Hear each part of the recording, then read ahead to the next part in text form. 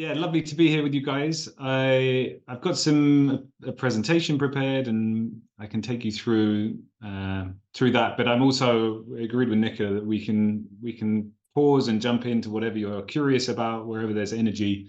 So I'm always happy to take questions along the way. It shouldn't just be me talking for half an hour and then us talk and then us kind of breaking up. So we'll try and make it a dialogue and live up to its name. What I want to talk to you about is this under this theme of kind of creating a more compassionate culture of sport through mentoring, and to tell you a bit about this incredible journey that we've been on. But first, just who the I and the we are in that. So I'm Laurence. Obviously, I was a member of the fencing team in Great Britain. I'm in Denmark at the moment, but this is where I live. But yeah, I competed in 2 Olympics in London 2012 and Rio 2016. Retired from fencing in 2016 after that Olympics, and I took up a full-time job as the performance director of the Danish Fencing Federation, basically in charge of the national team, doing that for 5 years. At the same time, in 2016, I took on this role in the triathlete project as director of mentoring, but that was a voluntary role and was voluntary for those 5 years, kind of whilst I was working full-time. And I do some consultancy, some coaching, kind of on my own back as well. And I can also call myself an author because a couple of years ago, no, 3 years ago now, I published this book called Becoming a True Athlete, which is basically the philosophy of the True Athlete Project. I think it shows we're a pretty cool charity that has enough of a philosophy and manifesto to fill a whole book. And I thought that also a nice introduction to me is why kind of mentoring has meant so much to me. So these 2 photos capture not my only 2, but my first 2 official mentees. So back in 2010, when I was still training, preparing for the Olympics in London, I joined a wonderful charity in London called Chance UK and did this kind of a year-long mentoring program where I was this kind of classic big brother mentor for this kid, Ryan, 9-year-old boy who's getting in trouble at school, that kind of thing. And I'm not there's not hyperbole to say that it almost on a weekly basis still I think about that year of mentoring with Ryan, and just shows just how incredible it was. And it gave me this understanding of the wonderful transformational power of mentoring. I could see the impact it was having on him. Like, it was so clear. He didn't have his dad around. Like, just some amazing things that we did together, and that was really obvious. But for me as well, like, I was in my mid to late 20s. I think I must have been 26 then, and it was this kind of shift. Suddenly I'd gone from being basically a student, a kid, and then a student, and then a young adult, and then suddenly I was in this kind of father position. And it was kind of over that course of the year transformed my sense of self, my sense of identity in a profound way. And like I say, it's just stayed with me so kind of clearly ever since then, and I still think about it regularly. And that was the seed that led to all of this that I'm going to talk about now. And then on the right is my first mentee in this TAP, or in this triathlete project, this sport program, Sully. And I'll tell you a little bit more about him later. But again, he was just such an incredible guy. He spoke kind of so eloquently about what he was getting out of it. We had a wonderful year together. But again, I just got this sense of like how giving it was for me. Like, I so often felt like this was that I was getting more, I was developing more than he was. And I thought that was just a nice way to kind of lead into this, because my life has become very centered around mentoring. It's been really one of the joys of my life to run this program and to be involved in it. And these 2 guys are a large reason for that. And a little bit about the True Athlete Project, because they are kind of this organization is central to all of this, obviously. So we're a charity based in the UK and the US, and we want to reimagine sport as a training ground for compassion, mindfulness, and mental well-being, and reimagine the idea of an athlete as someone who develops mind and body to help others and make the world a better place. And that second one about redefining the idea of an athlete, that's quite a common idea in the Eastern martial arts. The idea that you do your sport in order to build yourself up to make the world, to help others and make the world a better place. But that's missing through a lot of traditional Western sports. And we try to do this by designing, delivering a range of innovative mindfulness-based programs at all levels of sports. So we work with national federations, with clubs, with community sports centers, with schools. And BBC sports journalist Simon Mundy, some of you might have heard of, called TAP undoubtedly one of the most interesting, important organizations in the world of sport currently, which is lovely and just nice about an organization you probably never heard of. Just blowing our own trumpet a little bit. So this, I wrote this book about our philosophy, and this in a nutshell is it. So sport has kind of, we call it the elite sports and performance sport is in something of a crisis, and there's kind of burnout and dropout and doping and corruption all the way through, and abuse cases coming out almost on a weekly basis. And we think that that means that sports lost its way a little bit. It's lost its connection to the true value and meaning of it. And actually what we need to do is reconnect with the higher purpose of sport. What does society need from sport today? Because it's been used in different ways to develop workers in the Industrial Revolution, to develop soldiers before that. And we believe that what society needs is that sport can help to create a more compassionate, vibrant, and peaceful world. And to do that, we want to develop true athletes who have this kind of wide range of deep emotional and kind of personal traits that go far beyond just performing well, but that all do tie into turning up as the best athletes they can be as well. Which leads me on to the mentoring program that is kind of the focus here. I'm going to introduce the program, kind of set the scene for you, and then we're going to go into a breakout room and so everyone can kind of share a bit of what's been resonating with you.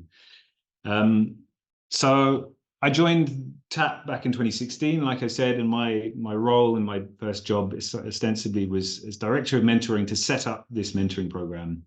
We just had one pilot pair back then, just kind of trialing it out. And then I brought in a structure and a curriculum. And that first year we had a cohort of 7 pairs of athletes. Then the next year there was 17 pairs. The year after that there was 34 pairs. And then each year since then we've had something between 30 and 35 pairs of athletes.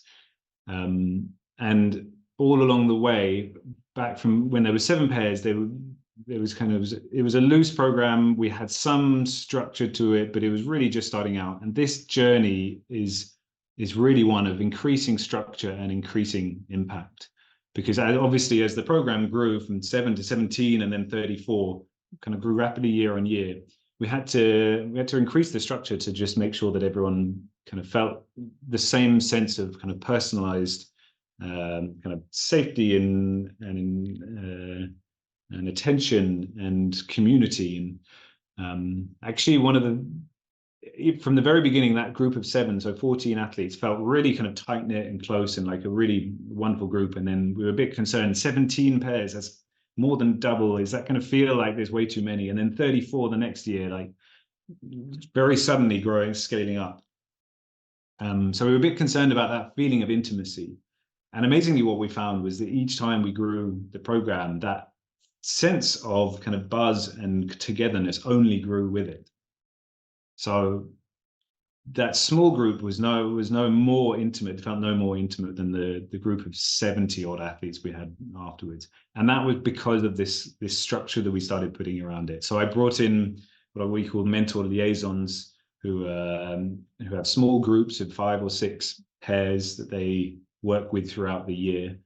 And we just kind of, we streamlined how we onboarded people. We got smarter about the messages that came across, and brought in WhatsApp groups and more sessions.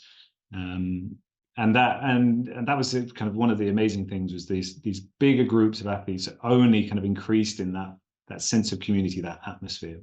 So in kind of the practicality, so we're a global program, so spread literally around the globe, all continents, in any one cohort, and across all sports. And we match, so the mentors are Olympic, Paralympic, elite level athletes, and they're matched with aspiring young athletes. And a lot of people are interested in kind of what some of the criteria are. And actually, because of our mission, we don't kind of try and identify who the true athletes are in the beginning. It's nothing to do with how good these young athletes are. So basically, anybody who is who's committed to the sport or to sport can be a mentee with us. An age range of 15 to 24. So we have 15-year-olds who are just kind of starting out in their regional, kind of starting to compete regionally, haven't made anywhere near national level. We've had 24-year-old mentees who have already competed at the Paralympics, actually won a medal in a Paralympics, but are still kind of seeing themselves in that mentee role. And we match them appropriately with that kind of the mentor that can see eye to eye with them, that can, the more experienced mentees, they maybe need somebody who's been to multiple Olympic Games, and the younger ones, they just need somebody who can communicate on the right level with them. And we lead both parties through a year-long and very pioneering kind of holistic program. And this is one of the things, as the structure grew, the size grew, we've only kind of added more and more content to how we train and how we to our curriculum. The next slide is about the curriculum, so we'll go there after this. And just again, as we kind of develop the program, the support that we put around the mentors especially, but everyone, has just grown, so that there are mentor check-ins throughout the year. So those pods that are led by a mentor liaison, they'll meet up 3 or 4 times throughout the year to kind of reflect on how things are going in their relationship. We've added a mentor supervisor, who's a EMCC accredited supervisor, who will run supervision sessions, and that's not so much reflecting on the mentoring itself, but reflecting on them, who these people are, these mentors are, how are they showing up in their role as mentors, what are they learning about themselves. And yeah, let's move on to the curriculum. This has been around from the start, but we've been fleshing it out ever since. So there are 5 pillars to our curriculum. As I said, it's holistic. It's not just about who these guys are as athletes, but who they are as people in their societies, but also humans living on this planet. And as you go through, you'll see that kind of all of these, they're all of those things that add up to who they are. That will help them show up as better athletes, but also better people. So performance is kind of pure performance psychology. That's really essential, and most young athletes don't have the option to work with a sports psychologist. So many of these lessons elite athletes have been through. They've worked with their own psychologists. They can be the best people to deliver some of these messages.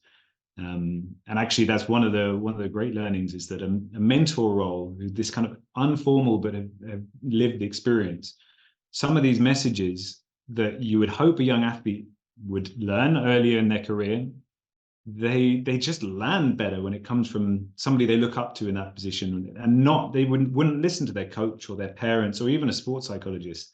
And I know, because that was me when I was younger, even up to my kind of mid-20s. I didn't work with a sports psychologist, though I could have done. My coach, I wasn't really listening to on some of these things. No way would I have listened to my parents. But these messages land in a totally different way when it's somebody in this kind of mentoring role. It's it's such a unique position to hold for a young person's life, because coaches, teachers, parents, they all care about these young people or the mentees, but they also all have skin in the game. And that's something that we've heard kind of through different kind of spoken in different words, but the sense is our mentees, they breathe a sigh of relief when they meet their mentor, because it just strikes them so quickly how different this kind of role is, and how much they can drop their guard, and just this person is just there to support them in whatever they want to do. Like I say, they don't have skin in the game. They're just there to meet these mentees where they are, and help them out with whatever they want to be supported with. Identity and values is about exploring who these mentees are and what they value in life and in sport. Mindfulness is this kind of central thread that runs through all of our programs at TAP. It's we kind of see ourselves as an organization sitting at the heart of kind of this three-circle Venn diagram of performance, well-being, and social impact.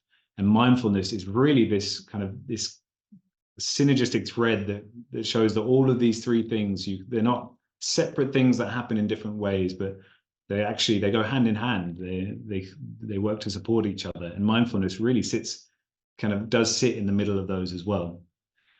Community responsibility. This is the idea that we all have a responsibility to help out those around us and make the communities around us a little bit better. And athletes tend to have a slightly raised platform to do that.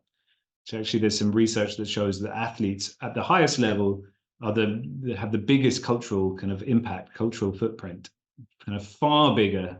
Athletes will take up kind of 60% of the entire cultural kind of footprint, where politicians are 10% and scientists are 3%. So in the current society, top level athletes have a huge impact. But even some of our mentees, the athletes, they have younger athletes looking up to them in their club. They have their friends looking over at them who are kind of as these super disciplined athletes, even though they might be 17 and just kind of competing in their regional teams. And what we know, having gone through a long career, is that you often, when you look back at kind of whatever your career has been in sport, you're often looking back at those opportunities you had to give back as the highlights. The medals and the results and the great wins, they're there as well, but they kind of lose their shine. And really what stands out is those opportunities where you had to give back to help others. So we wanted to just flag that up for these young athletes right at the start. And then nature and connectedness. So that point I made about this is also about who they are. There's humans living on this planet, and how connection to themselves, to nature, and to each other will provide them with a foundation of wellness, of okayness, from which is then an amazing place to go out into the world and perform in their sport. And last slide, I think, before we go and hear a little bit about what's resonating for you. Some of the workshops, I said that we've been building out this kind of curriculum. We now have an online portal where all these each of these modules are represented with exercises, with talking points, with kind of a bunch of resources. But we do a load of group workshops now, both for mentors, for mentees, and then for the whole group together. And this is, I think, where it kind of brings to life like the journey that these guys will be on together. Oh, we'll switch those around. So mentors get an onboarding, they get workshops in each of those 5 pillars, just to kind of learn how they can guide their mentees through them. We have 2 kind of mentoring focused workshops, both double-headed on motivational interviewing and compassionate communication. Then the mentees get some more kind of focused stuff on performance nutrition, how to have a healthy body image, burnout, and there's a workshop for their parents, because this is holistic. Of course, it has to take into account the important role that parents have. And then the whole cohort, there's a load of stuff that they do together. So this is more about our kind of philosophy in TAP. So they do a 5-week mindfulness class right at the start of the program, all together. Smaller groups, so there's groups of kind of 15 to 20, but an amazing place to share across countries, across generations. And these young athletes get to see that the mentors, the amazing kind of high-level Olympic medalists, also forget to do the homework or struggle to focus for more than 5 seconds at a time. And it really is kind of rebalances this idea of what it is. Like, they're looking up to them, they've achieved everything they want, but they're still people who struggle with the same things that they do, these young guys do. I run a workshop called Love and Compassion in Performance Sport. We have a wonderful sports psych and researcher who does one on gratitude for enhancing performance. Athletes for Social Change and the power that athletes have to use their platform for good. The science and practice of breath work, and even a couple of workshops on creative writing.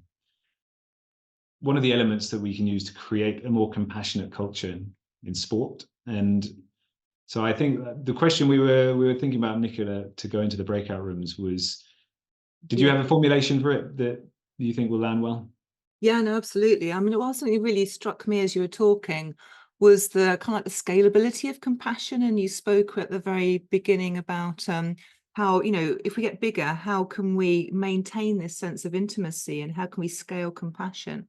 And as you've been describing the program and about the mentor pairs, I'm thinking this is sort of an application for sport and all kinds of walks of life. And I'm curious about the that scalability of compassion and how we can keep that essential, you know, that essential heart.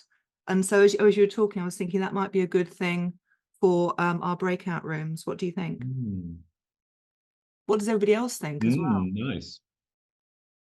What resonates with us most here? Let's have a little bit of a breakout experiment. What resonates with you most here that you would like to propose, that you'd like to really explore with a peer in a breakout? Pop into the chat some of the ideas that you've had. I think this scalability of compassion is a really big one. And the one about the substance of the workshops and of the program that Laurence has put together, about what elements of that might you want to explore in a little bit more detail. I'm also interested, a bit related to that last point, question, interested in what of this resonates in your own context. How do you see this kind of compassionate approach playing out, or how would you like to see it playing out? Like, what do you notice about this compassionate approach in contexts that you're working in? Okay, so I'm going to open up those breakout rooms now. Happy to hear any reflections or what's resonating for you right now, if anyone wants to share. If I can go, so I work for a retail wholesale company sitting here in Germany. And what we're trying to do is we have coaching programs, mentoring programs. What I loved about is the bit of compassion, mindfulness, plus because the burnout rate is just so high right now. And also people feel the stress. So mindfulness with a bit of physical compassion. And hence I was very intrigued to say, hey, how can we really, you look at it from a sports perspective, because I think having a bit of physical activity in a way with the mentoring thing, and hence I was thinking, how can we bring it into my world when you do it for sports people between 15 to 24, but we can still do it for people who have an inclination of sports and who are very sporty in their day-to-day life from that perspective, age no bar. And hence, that's what is working in my mind, if it makes sense, what I'm saying right now. Yeah, it's a nice thought. It's a nice thought experiment. I mean, a mentoring program should happen around what's the theme that kind of drives the purpose of it, that drives the purpose that the people want to show up. And the reason it works in this context, because both the young people, they're super determined, they're dedicated to sport, and that's driving them to kind of learn more, and they're also having difficult experiences, and so they want to learn from their mentors, and then it can spread out into all these other things that we know are important. But would that be as relevant in that context that you're talking about, Sangeeta, or is there? I would reverse it. So here the motivation is to be better in the area of sports, and then the other bit come in. Now in corporate or in real life, not in real life, whatever, my world, you have the other bit coming in. So my point is that whether you're mentoring or coaching an individual, let's put it in this way, there is also a huge aspect of physical health, which is also important as much as mental. And for me, there's a huge connect between the two. Yeah. If I'm physically active, there are times I can conquer a lot of my other issues, let me put it this way. And hence I'm trying to see, how can I marry the two? So it's not this or that. Yeah. In my mind, Laurence, it is this and that. Yeah. How can I marry them together? It's not for everybody, but you might have certain mentors, mentees coming in who would also, I'm very sporty. How can you then, so in our campus here, we've also got a health club. So for me, it is and, it's not or. And I'm trying to see how can I, maybe I can, maybe I cannot, but I think I can. How can you marry the two? Yeah, that's lovely. I love the idea. Completely agree. We don't have minds and bodies, we have mind bodies. I think Excellent. the effect on one is really impactful on the unfed of the other. Actually, I've known people that can quite literally think themselves into a physical problem, and also a physical problem having a severe impact on mental well-being and mental resilience. We are, you know, as Laurence said, we're mind body, aren't we? We're not mind and body. Anyone else with a reflection? Yeah, and Abby. The mind body, you know, I do mentoring with student teachers, and there's a very strong emphasis in our themes for this year, that they are also the role models for the people they are going to teach eventually. So it brings that connection to the mind body is also a place where I need to be safe, and I have to do self-care, because I cannot model that to young children they're all students doing foundation phase, which is anything from 3 years to 6 years. So how do I, because at that age group, you're not going to talk to them about mindfulness. You're not going to explain to them, you know, these terms that we are talking about. But how do you model that? And that mind-body connection needs to become almost part of your way of being a professional teacher, because all the time you are going to model it. You're going to be the mirror. You're going to be the role model. And I think in a way that as a mentor, you also need to model that. Your own life needs to model that for your mentees. So I'm curious, you know, Sangeeta, when you talked about that it's not a or, but it's an and. And I think part of the mentoring program, or my purpose for that, is that it should become natural in a way for the mentee. They should get to the point where they don't have to think, is it an and or an or? It should become almost as part of their breathing as their normal breathing is, you know, mirroring that mind body.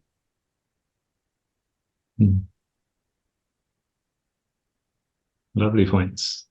Abby. Laurence, I actually have a question for you. Sure. I know nowadays, you know, placing mentees with mentors, you know, there are a few ways of doing that. Also electronically, you know, where they complete forms about who will be the best fit.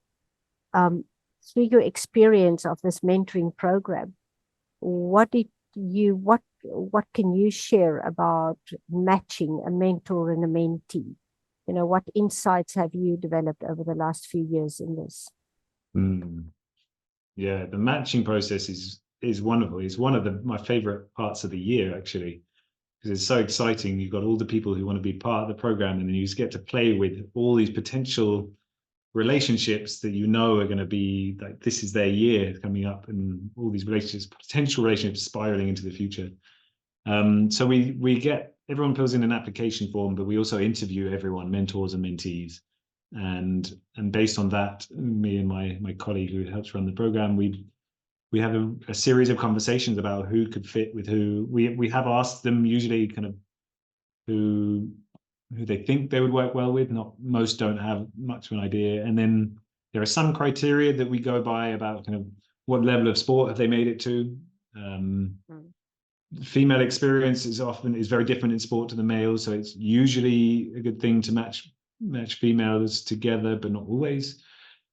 And then there's something really kind of magic about the rest of it, just a sense or a feeling of like, these two people, they're really going to spark, or they're really going to challenge each other. And it's just gone incredibly well. So for the most part, I've interviewed all the mentors, and a colleague has interviewed all the mentees. So we only meet half the group each, and then we have these discussions. Okay. And that has still, and then one year I did all of them. I did all the mentor and mentee interviews together. But actually, there was no difference. Those two approaches, we still got the same sense that it just worked incredibly well. So there's something magic about the matching process that I don't even understand. But yeah. I'll jump in. I'm interested in your 5 areas, and particularly your community responsibility. I think it's so vital and so important in terms of gaining the opportunity for youth to understand that there's more around their world, and to be able to expand that and to be able to get that sort of engagement. So I'm quite interested in what your direction is there, and I'm sure there's a number of little links, but your response would be very, very, very valuable, I'm sure. And what do you mean? What would be helpful? What direction? What do you mean by that? In terms of how you engage with the community, what do you do to engage with your when you're mentoring to get in the interest into the community, and vice versa? Yeah. Even just taking your first 2010 and your excitement about going to, I presume it was Arsenal, to the Emirates. So even that is something, and whether you got an engagement with Arsenal, or was that with just a personal sort of development. I know it's a few years ago, but it all contributes in some form or another to growing the sort of opportunities and experience and knowledge for that individual. Yeah, it was Arsenal. I had a season ticket at the time, so it made sense, and he was an Arsenal fan. So, I mean, firstly, I think it's almost inherent in the mentoring process. This kind of raising of perspective happens naturally because you're interacting in a very deep way with somebody who's gone through it and is now able to look back and has a raised perspective compared to when they were younger. And we just kind of double down on it a bit, and we just try and kind of present the message to these guys that, look, we know we've been through it all, and we know that when you get to the end, this is probably going to be how you're going to feel about your career. You're not going to be satisfied with the results. No one is. Everyone thinks they could have done a bit better.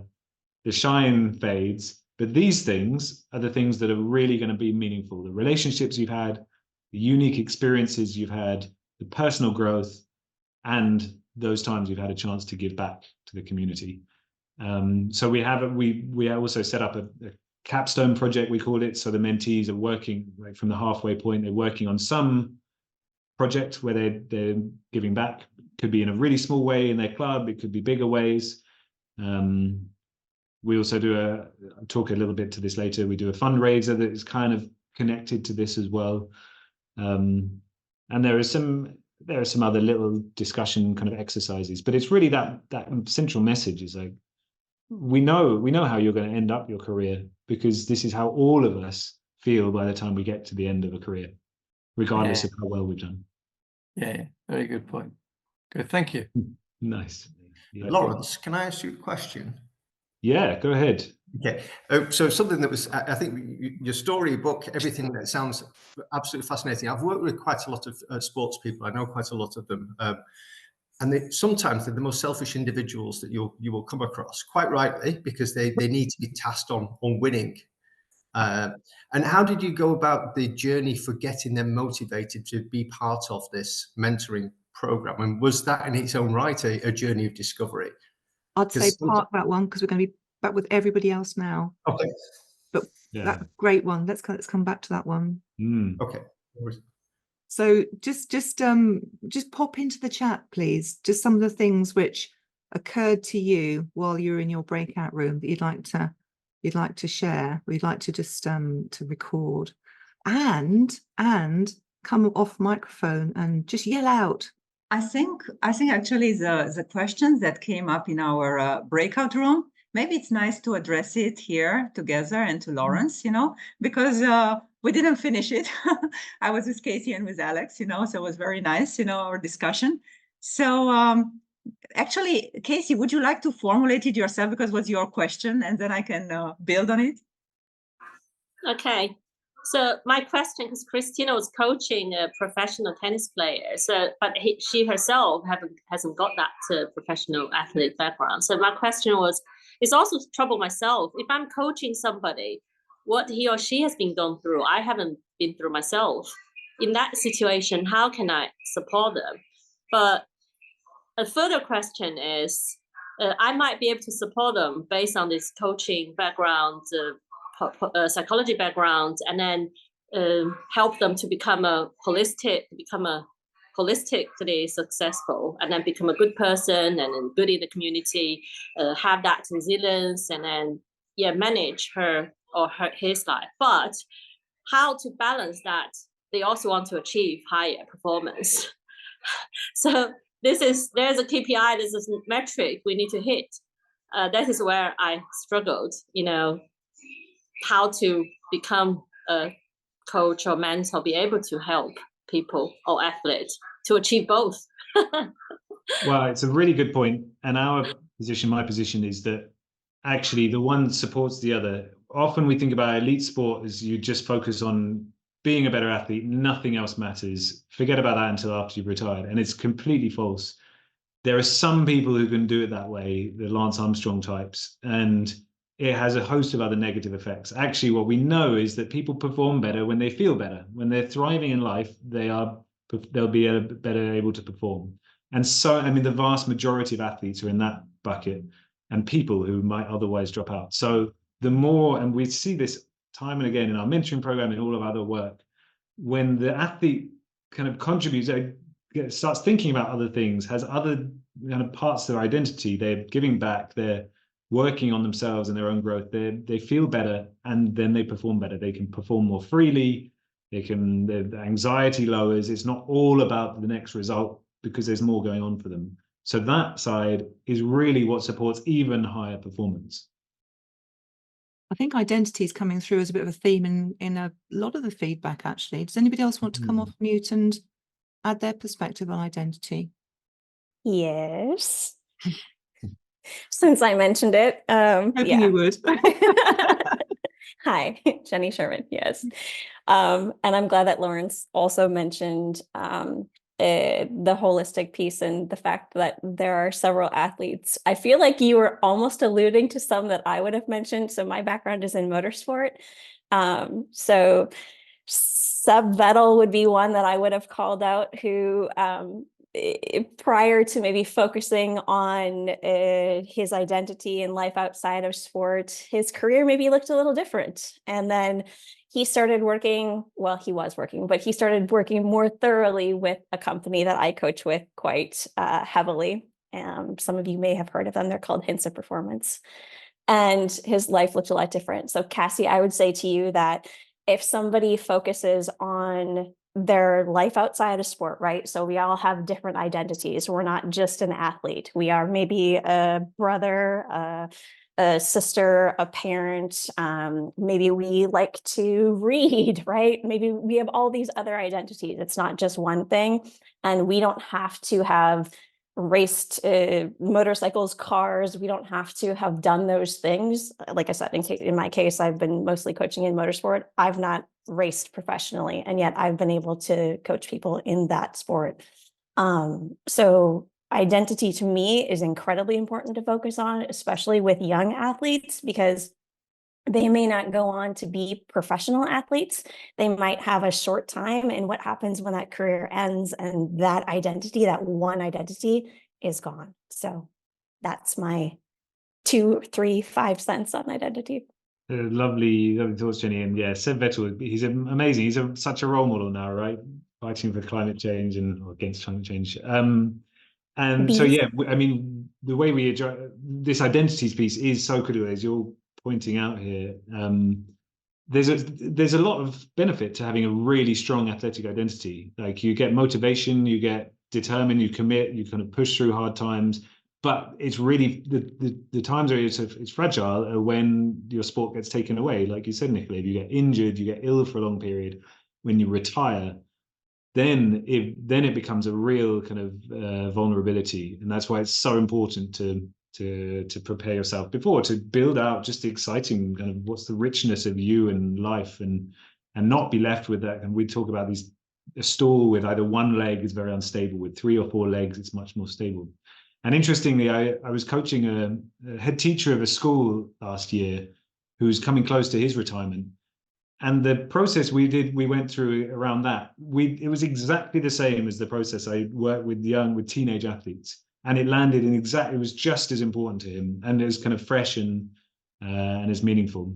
So it's the same thing we deal with. You said in the military, Nicola, absolutely, but in work life, when we get too wrapped up in one part of ourselves, it can help in some ways, but it's not recommendable. It's not sustainable. After 30 years in education in the UK, mainly through the lens of physical education, the main goal of the curriculum is to create happy and confident people. That's what it says on the box. I don't think schools even brush the surface of identity with young people. The best schools do. They might have philosophy. They might have really good engagement through the kind of PSHE and citizenship curricula, and through things like great teaching across subjects, English or PE. But I think there's a gap. Young people, just like, and I was recently coaching a head teacher into retirement as well, and they didn't know themselves. They only know themselves as a head teacher. So they had to go on a journey of re-identifying with, who am I? And actually burst into tears and said, I'm a mum and a granny. And I'd forgotten about that in all those years of just grafting. And they retired on a pin. Following day, they sent their application, their letter off, and retired. So I think we're looking at something in the Western world that isn't very well developed, that a sense of identity isn't cool to talk about, and it needs to be. And I think we're going in the right direction. But that's where identity talks to me, is that we've got a deficit that we have to approach with most of our clients. Thanks, Nick. Nice, funny you've had the same coaching experience as me just now. A handout from Hassan, but before we go to Hassan, there's a message from, help me with pronunciation, is it Ionut? Is that correct? Yeah, it's almost correct. It's just like John in English, but it's in Romanian. It's Ionut. Ionut. Yeah. Thank you. Ionut. Well, yeah, you're off mute. Talk to us. You were asking about the impact of parents. Sure. So I did have a question here. I saw that you did some workshops for parents. The question was, what is the impact of parents throughout an athlete's career and life? And also, are there any differences between, for example, the initiation phase or maybe the prime performance phase of an athlete? Yeah, undoubtedly, huge difference. The parents are the biggest influence when they're kids, and it's so important that parents have their mindset kind of in place as well. By the time their kids are 16, 17, they're having less relevance. By the time they're senior athletes, parents are completely in the back seat, or generally, and often should be. Certainly that was my kind of journey, and that's a healthy approach. The athletes, just the life scale of an athlete, or lifespan of an athlete, is one of increasing responsibility. So where decisions all get made for you, to I'm in charge of everything. I'm in charge of my entire team and everything I do. So but at the early stage, I mean, so much of that, the athlete's approach to sport is set up in those early years, and that is about the parents' mentality. So that's why it's so key. You can't avoid working with parents if you're working with young athletes. Yeah. I think maybe a relevant example is also for Serena Williams. I know that her father took an active role even in her prime performance phase. So that's why I asked. I was a little curious. Yeah. There are some examples of that as well, for sure. What do you usually show in these kind of workshops for parents? It's a lot around dialogue. It's just kind of helping getting things on the table, really. That it's not so much content, just sharing a little bit of good advice, a little bit of thinking about this, being more conscious of, for example, the drive home after a match or after a competition. How are you engaging? What does your kid want? Asking them what they want from you. So it's not complicated things. It's just getting parents to be a bit more conscious about like, who's this for and how are you engaging with your kid in these different moments. Yeah. I thought about maybe things like how do you show a good example for your kid nutrition wise, maybe having a great time management program. No, we don't go into that kind of stuff. Yeah. It's more about the kind of the approach, general kind of approach in relationship with the kid. Okay, thank you, Laurence. Thank you so much. Cheers, yeah. Hassan. Yeah, I wanted to share, as a high performance coach for professionals, I usually work with managers, team leaders, so not a lot of athletes. But what I've noticed is that even with the people that I work with who are high performers and actually are potentially the next leaders within their organization, most of the discussions revolve around team engagement, planning, and also even just like their mental mind frame. And what I've noticed as well is that most of the time we tend to cross over between what's happening in the corporate world and also what's happening at home. So they have that distinction between their identity, where they want to be seen in a different way in front of their colleagues or workmates. And then at home, they have a different identity, which creates that disassociation between who they are. And it's especially also vital for them if they're transitioning between companies or within roles, because they tend to lose that sort of identity.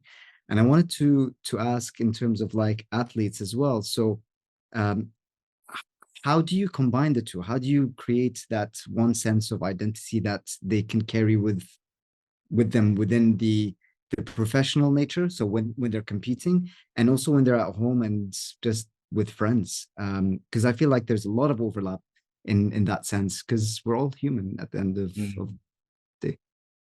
Yeah, lovely question. Exactly what we do cover quite a lot, and I talk about with athletes is it comes back to values, I think, because you do show up in different parts of your life in different ways. You should show up differently as a boss and as a colleague than when you're with your kids or with your friends on a Saturday night. But the values are the things that stay stable. You should never be kind of fluctuating your values. And I also say to athletes, a little bit of advice is that you shouldn't be showing up vastly differently in these two areas. I as a young athlete, was very different. I was a complete dick when I was performing on the field of play, and I was just a kind of happy-go-lucky, really nice, like friendly, easygoing guy with my friends. That was too distinct. I didn't need to be happy-go-lucky and easygoing on the when I was competing, but it didn't work for me that I was completely different. And when that was more aligned, I was still professional and clinical and all of those things, but I opened up more. When I aligned that more, I got far more out of myself. It was far more enjoyable. It was just better. So just to be aware of like, it shouldn't be too much dissimilarity, but you can come up with different faces in different places. But the values underpin it all, right? Those are the things that never change. Nice question. I just wondered if anybody else has a perspective on that as well. I could see some nodding as I was looking around the screen here. Does anybody else have a perspective on that as well that they'd like to add?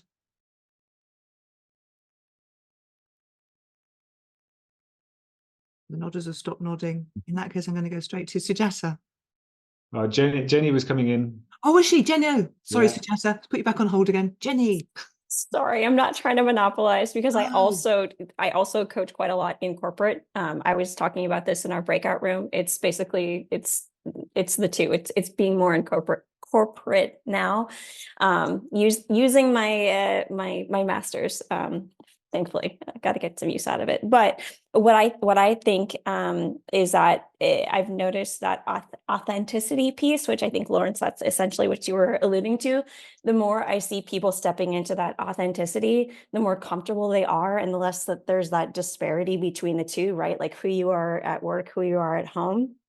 And I've even noticed this in myself. Like when I first started coaching, I thought that there was this like avatar of who I needed to be as a coach.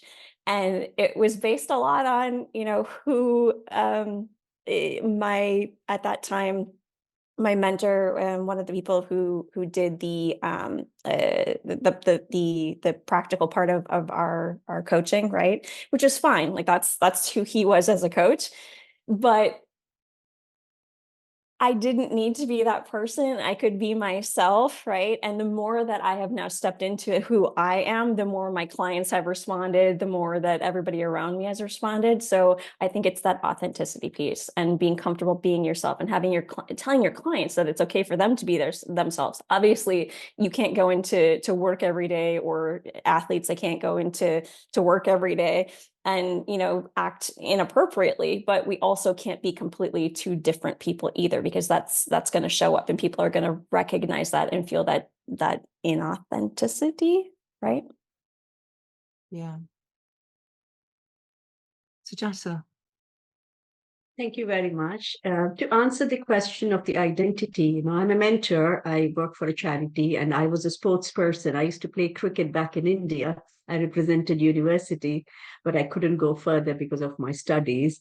And I'm a glider pilot as well. So what happens to the question that somebody raised about the identity is, I always tell people that one should know who they are before even somebody says who you are.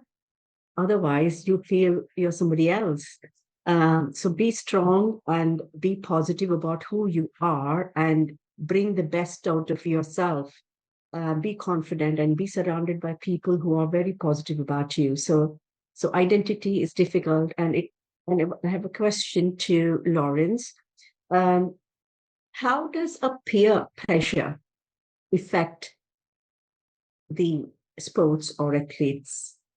We talked about parents' influence. We talked about coach, but how does a peer pressure? There are two peer pressures. One is when your other athletes are in the same like peer group. The other is outside of it. Like, for example, I was a glider pilot. I was not attending.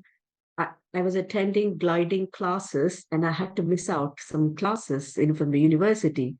So I got cut off from my classmates, but I had good rapport with my gliding colleagues, whereas peer pressure, they say, where is she going? You know, why is she not there? You know, I had a lot of pressure, but I had to put myself and say, look, I have to become a glider pilot. I have to do my solo. That's how, you know, I got into it. So I really had to do a lot of, I think I was strong enough, fortunately, but at the same time, I lost some of my friends. So how does that affect a personality? We know, right? For young people, their peers are the biggest central influence on them and on how they show up. Culture has a big impact, like how you can, like how that influences how people generally show up. But then this values piece, like getting young people, young athletes to figure out what they value and why, is the resilience against being drawn away by what your peers are doing.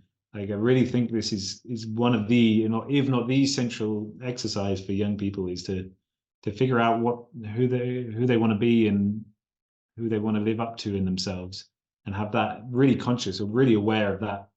That's the stable core that protects, I think. Thanks, Sujata. Great. Go on, Cassie. Thank you. Yeah, I just have this burning question. When we talk about this value system, etc., and finding identity out of the game and out of the sports, one thing I feel struggled with is the whole world and the whole society. The value is still like, we only have one winner. Only 3 of them get on the podium in the sports world, and in the business world will be whoever can bring the most profit will get a CEO's job, and then so all of this are measured by the performance, not by what kind of holistic success you have as a person. So for the coach, I feel like it's almost fight against the whole value system. How to balance that? I mean, to win, you definitely have a lot to pay, to have a lot to give up. You can't have it all. If you're juggling many balls, I mean, who train the hardest have the higher chance probably to win. Who have the dark side as an executive probably will earn more money and then for the business, and then yeah, it's just if how to balance that. A lot to unpick there, Cassie. Firstly, who trains harder doesn't win necessarily. It's who trains smarter and who can rest better and who can show up in the moment at their best. So there's lots more that goes into who wins. In addition to that is how much does it matter who wins? Actually, in the long run, for the athlete themselves, does it matter that they win now and they're burnt out the next year and they never come back to the sport and they hate it and they never want to do it again?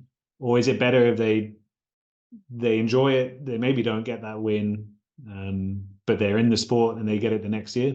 So just figuring out what's meaningful. For the coach as well, coaches are driven by results, but the majority of coaches will say they're in it because of the human development aspect, the relationships, and because they love seeing development. So there's lots to that, but it's far more nuanced than that. But I'll refer back to that other point of if you really want the absolute best performance, you need to be at your best, and that is not close to burnout. That is not sacrificing everything else in your life. But it's sacrificing some things. You can't have everything and be Olympic champion.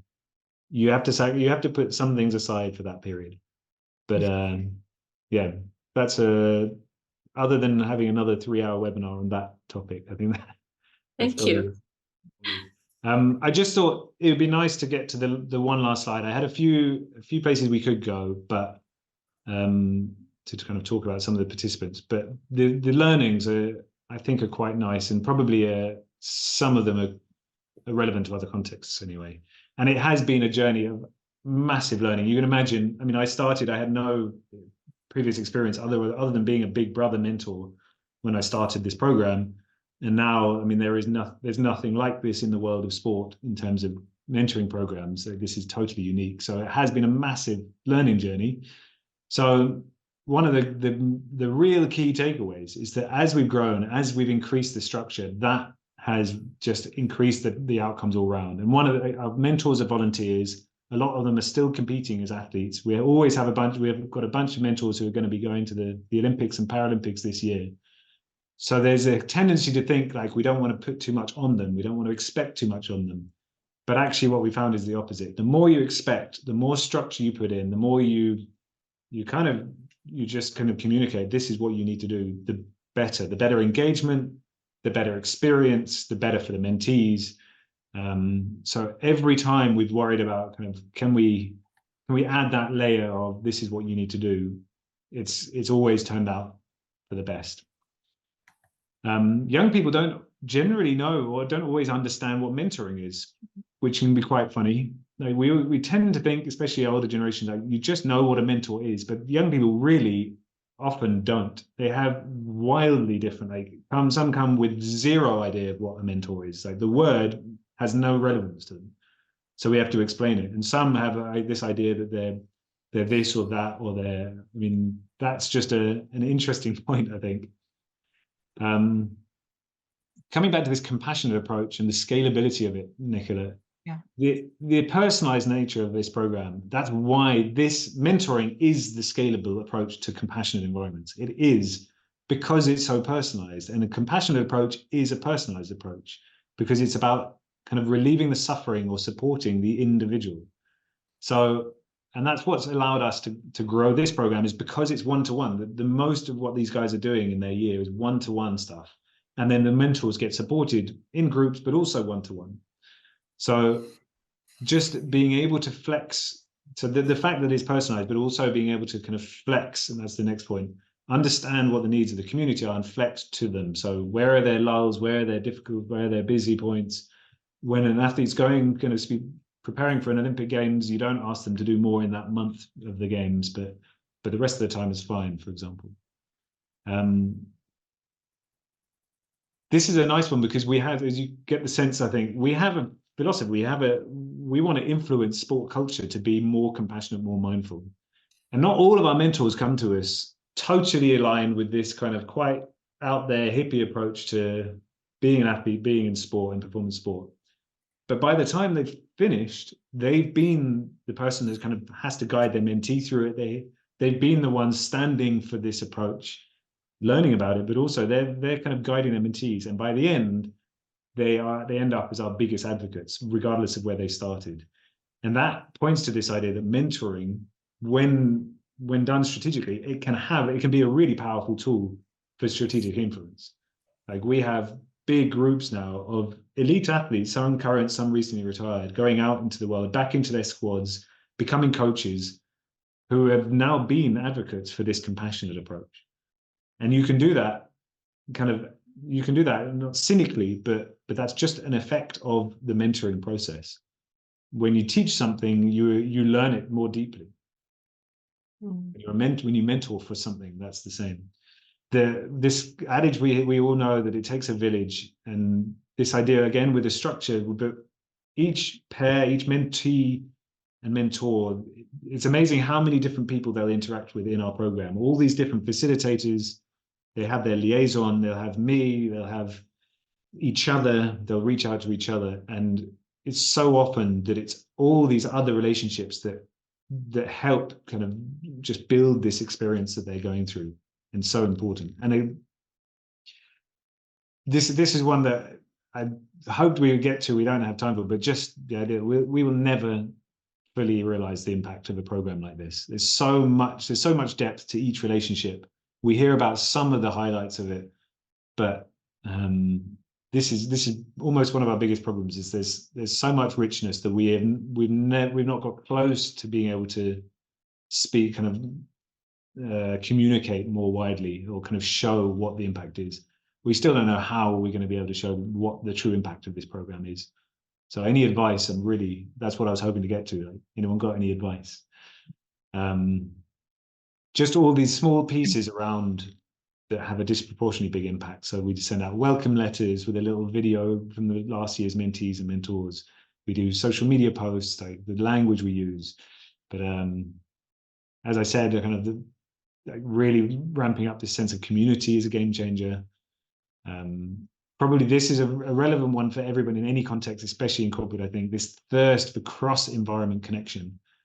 The participants in our program love meeting athletes from other sports. It's just, there's so few opportunities for this in your journey as an athlete to do this meaningfully.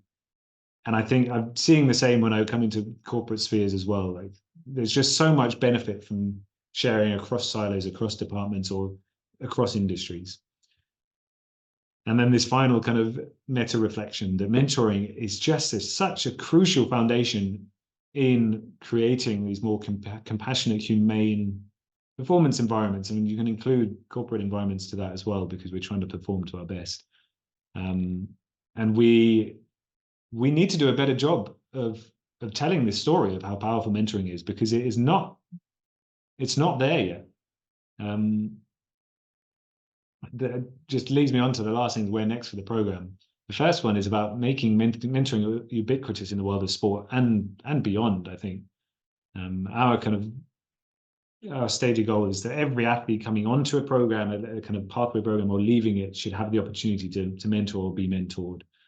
But the same goes for any work environments. We know that many of the issues are mirrored in the world of work, and mentoring is such a fantastic tool for all the things that we care about here.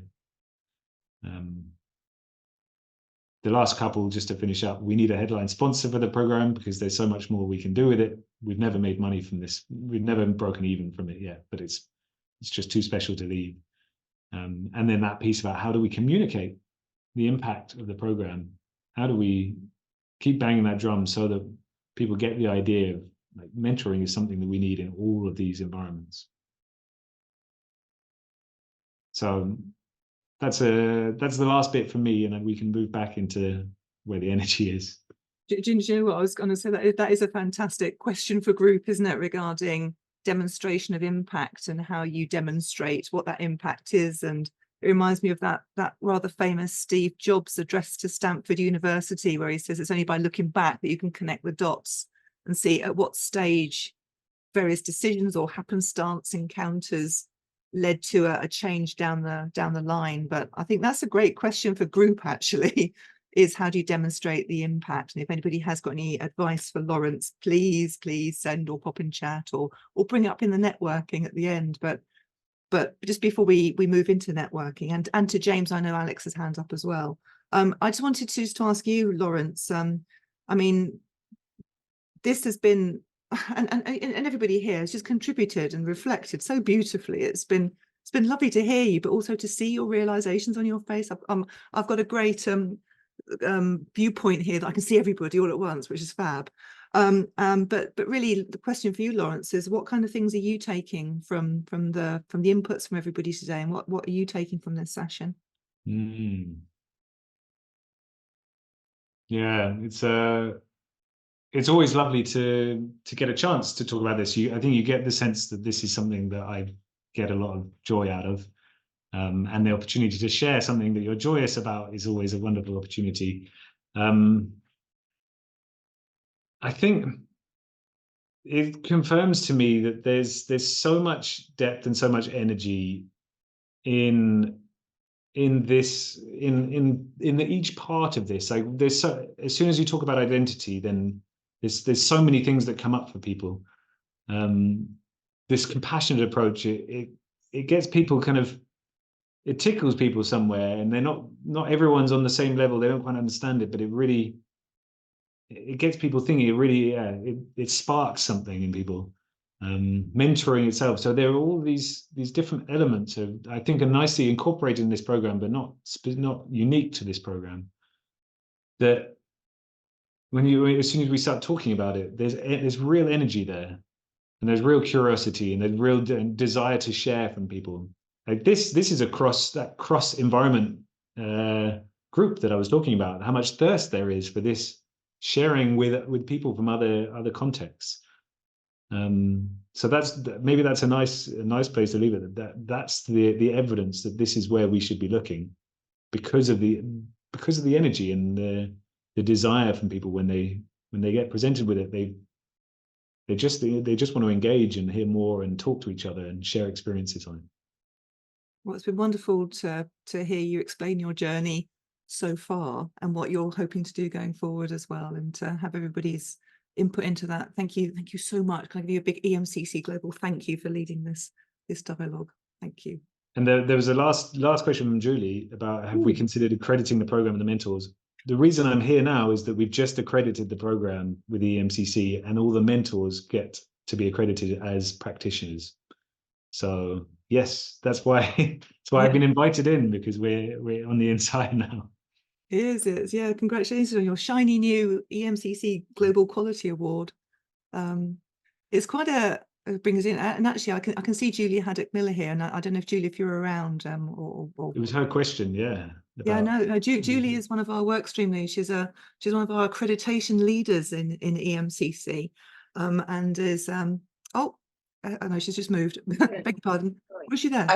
I've had various things going on in the background, so apologies. I've got the camera on, a dog and various other things making lots of noise. So yeah, apologies. The dog has now gone out, so with the dog for a little while, so it's a bit calmer now. Yeah, you'll have seen that in the True Athlete Project's EQA recently awarded, and I saw you there, and I thought, oh, Julie is one of our leading accreditation leaders in EMCC Global. I wanted to. Yeah. So I lead on, some of you may know ISMCP, which is the International Standards in Mentoring Coaching Programs. So of the 9 accreditation routes, ISMCP is the umbrella. It sort of sits across all of the routes. And then, as you'll probably all know, we've got 4 individual accreditation routes, which is the Mentor Coach Accreditation, EIA. We've got Team Coaching Accreditation, which we brought in 2020. We've got Program Manager, the Mentoring and Coaching Program Managers Accreditation, which we brought in 2019. And then we have the Supervision Individual. And then we have the Quality Awards that sit underneath that, which you've got, Laurence, and your mentors are accredited, which is fantastic. And one of the steps might be to consider the ISMCP accreditation, which accredits the program itself. So the Quality Award, Laurence, that you're referring to, as some of you may know, accredits the training of the mentors. Yeah. The ISMCP accredits the program. So that's the program itself, whereas the Quality Award is specifically the training that then enables the mentors or coaches to become individually accredited. And it sounds like, Laurence, from what you shared today, that you have all of the pillars of for the mentoring program for the umbrella organizational accreditations. That might be something to consider, which includes the evaluation of the outcomes of the program and the impact of the program. And I've just put a link in the chat box to one evaluation approach, which is the National Institute of Health and Care Research, where they recently, 2023, published the first year of their mentoring program. So it was the first annual report, and a number of case studies of matched pairs and mentees talking about their experience of working with their mentor and the mentor working with their mentee. So lots of stories there, and I've just shared the link in the chat box, which might be of interest, Laurence, in terms of your longer term impact evaluation. Great. Oh, that's ace. I'm glad you were here, Julie. Thank you. And congratulations again, Laurence, for your EQA.